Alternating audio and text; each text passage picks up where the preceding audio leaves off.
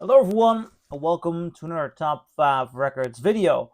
And today I'm going to be talking about another Record Store Day release from this year's Record Store Day. And it's the Smashing Pumpkins with Siamese Dream. Now, this is quite an impressive choice for a Record Store Day release. Although, and that is an interesting element here, when we take a look at the hype sticker here, this is not a normal record store day release because most of these record store day releases are exclusive titles only available on the day of release. And when my friend, I didn't buy this myself, I'm borrowing this from a friend, asked about it, they told him that this is not a title that will be solely sold on record store day. This is what they call a record store day essential, which I believe basically means that you can purchase this title later on, and it is more available, which is a very good choice, obviously, because this record, Siamese Dream, is one of the most impressive records by the Smashing Pumpkins, a brilliant band.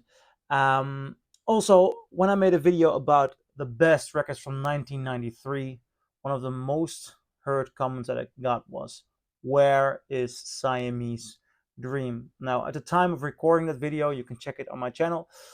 I basically considered, I'm gonna give them a major spot with Melancholy and the Infinite Sadness in the 1995 video.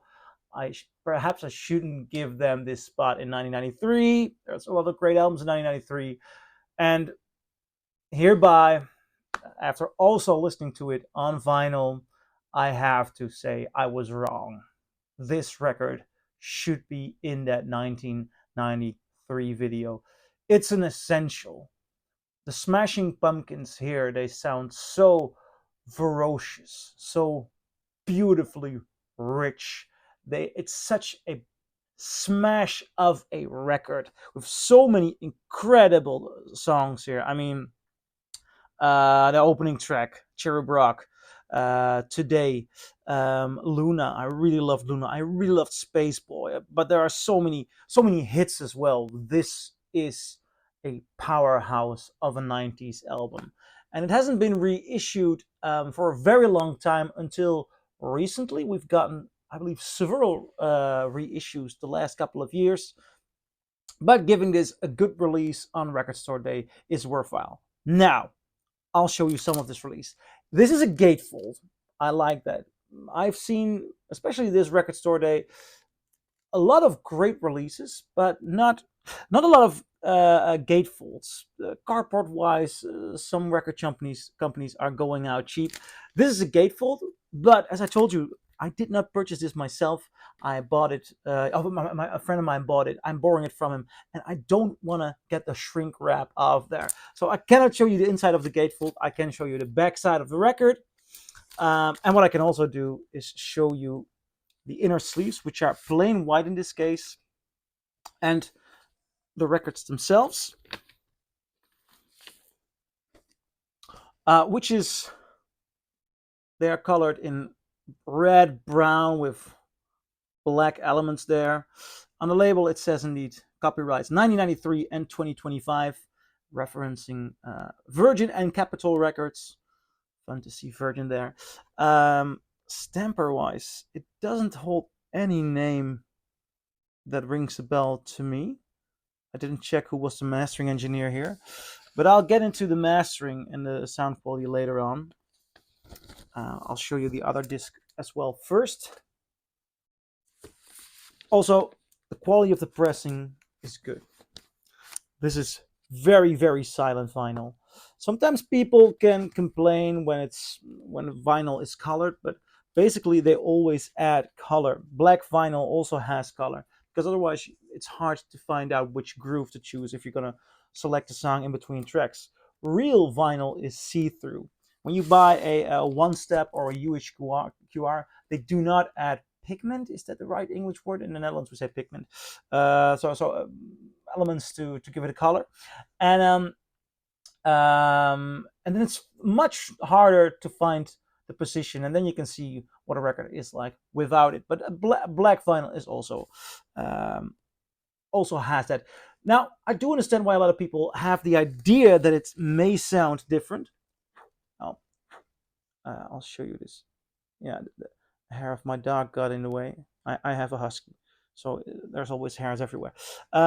Because some of these colored vinyl pressings weren't always done in the best ways. And the last decades, we had a lot of bootlegs, which they gave a specific color so it would feel like a beautiful pressing, but it's not. And there are instances in which the colored pressing is not the best pressing. For example, 2 years ago, we had a mono box release of the Rolling Stones, and it used the same stampers from as the original 2016 mono box, and well, the quality of the pressing somehow was just not as brilliant as the other one. Minor differences. But these instances keep the illusion alive that there could be something wrong with colored vinyl, which clearly in this matter is not the case. However, talking about the sound quality of this pressing, well, it's good flat vinyl. It's good silent vinyl. So the quality of the vinyl here is really, really okay. But sound wise, it's not bad. First of all, let's say it's not bad at all.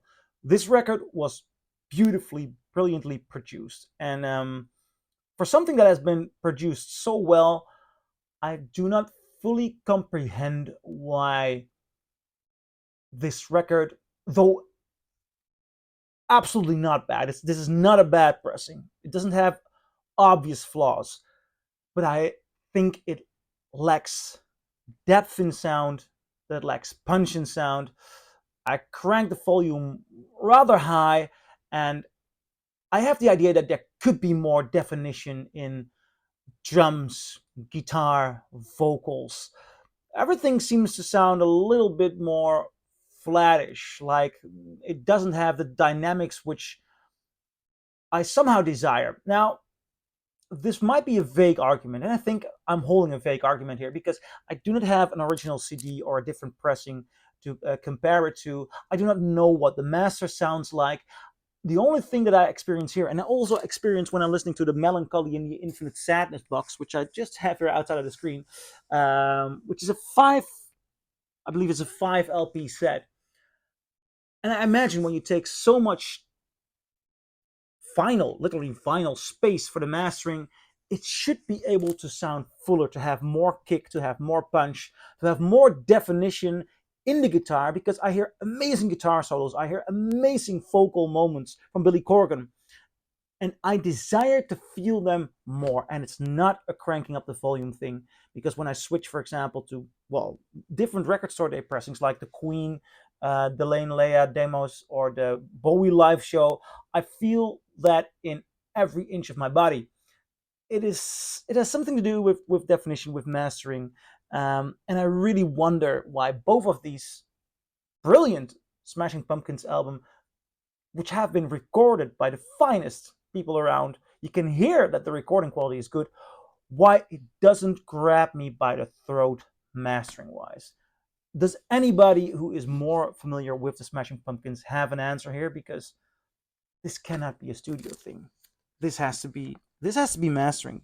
And does anybody know if there are pressings of this record that do really grab you and take control? Nevertheless, it's not bad. This is a beautiful looking release, good packaging. Happy that they did it. Price wise, for record store day, okay.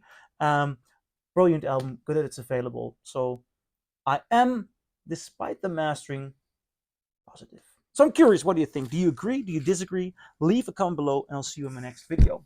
Bye.